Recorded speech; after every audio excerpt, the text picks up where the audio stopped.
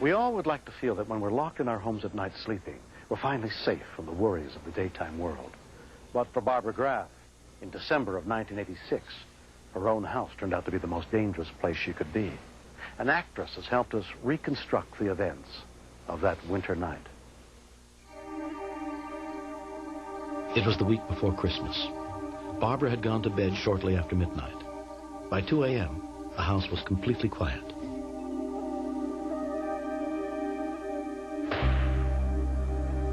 A short in the TV or VCR had caused an electrical fire. 911 emergency? Dispatcher Gay Nell Bear took the call. Okay, you have a structure fire. Your address is? I took down the information, her name and her address. Then at that point, Joan Parton took over so that I could dispatch the fire department there. 911 emergency. I'm on the floor. All right. I can't breathe. Is there smoke in your house? Yes. Okay. By the time Barbara woke up, she was already overwhelmed by the smoke and toxic gases. Your bedroom is behind the garage. All right. Is your bedroom door shut? No. Okay. Is the smoke coming in the bedroom? I don't know. Okay. All right.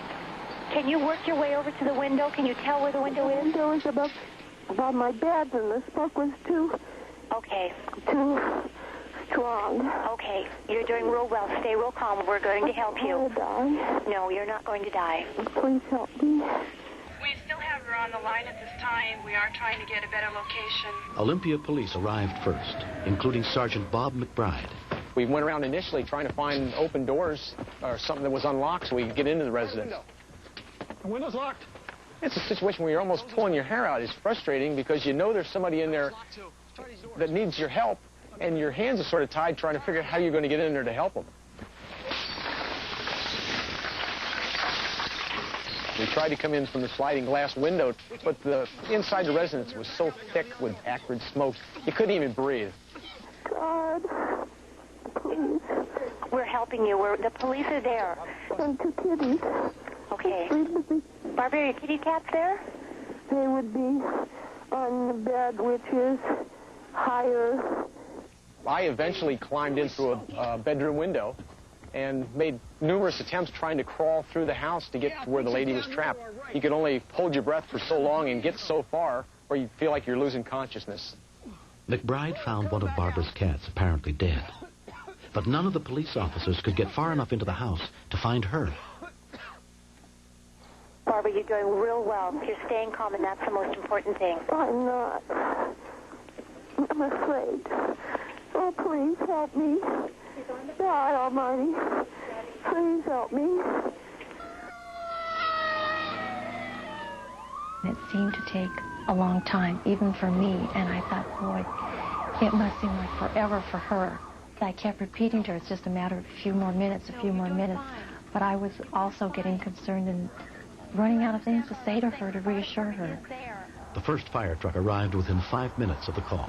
Okay, the fire department is there now, too. It's just a matter of a few minutes, and we're going to get you out. Please help them now. I'm losing it. No, Barbara, don't do that. Stay with me. Stay with me. Let me help you. Please. Help me, Barbara. Don't you understand? I do. I'm trying real hard. Help me to help you, okay? I'm trying, please. As information was gathered from Barbara, Gay Nell dispatched it to fireman Greg Ferguson and the others on the scene. It was a very frustrating search in the fact that you had to crawl on your hands and knees trying to identify everything by feel. We couldn't see a foot in front of us.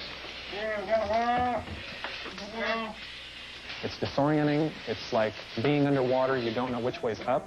The air masks that we wear restrict your voice. The equipment that we wear restricts your hearing. Barbara, bang on the window. I can't. Bang on the side of the wall. I can't make it up there. Go to the stand. Barbara, is there something you can throw to the window? Barbara, throw something. I threw something. Okay, good. Throw something else. South side. Only window, south side. My bedroom. Good, good girl. It's just a matter of a minute, and they're going to have you out. My bed. I'm on the floor. Okay. Please, God. It took me a few minutes to realize that the window was high, and she could not break it out. She was having respiratory distress, and she was disoriented in the room also. I thought my best efforts were to keep her on the phone, keep her calm so that they could come to her. The backside of the residence is where the bedroom window is at. They knew Barbara was trapped in her bedroom, continuing to breathe the toxic smoke and carbon monoxide, but they could not find her. We came to what appeared to be a hallway. It was an opening, and it ended up being a large walk-in closet. You find out that you're in this little tiny space, and we had difficulty finding our way back out. Why can't they hurry? They are hurrying. Honest to God, they are. Can't. Please. Please. I'm still here, Barbara. I won't leave you. I won't leave you until you're outside. God. Please.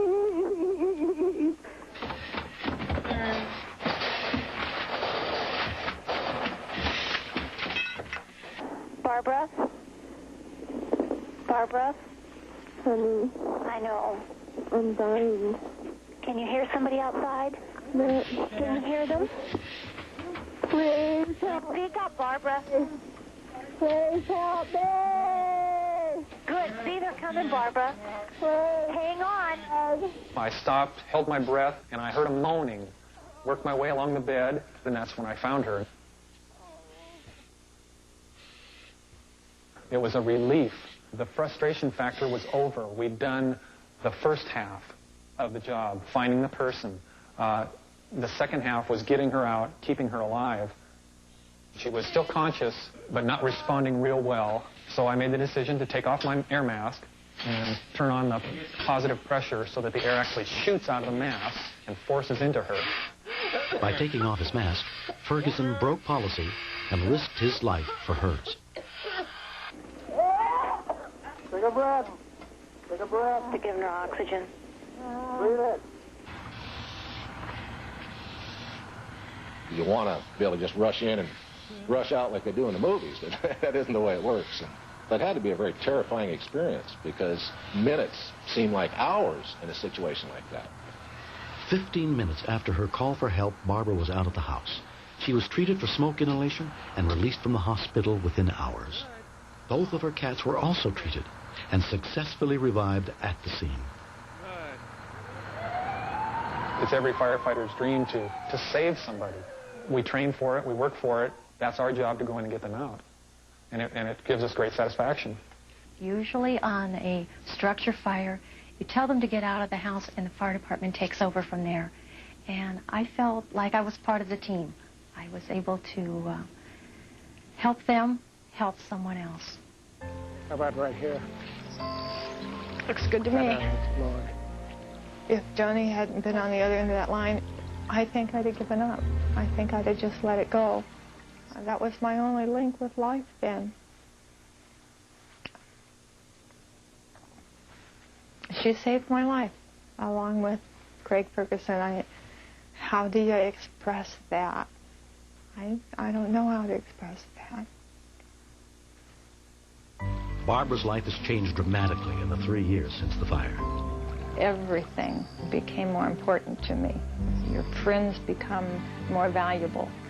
The flowers are prettier, and the mountains are prettier, and I believe in living life daily with a feeling of happiness. You never know how many of those days you're going to have left. Next. We've had several officers killed in the line of duty. You know, it's become open season on cops.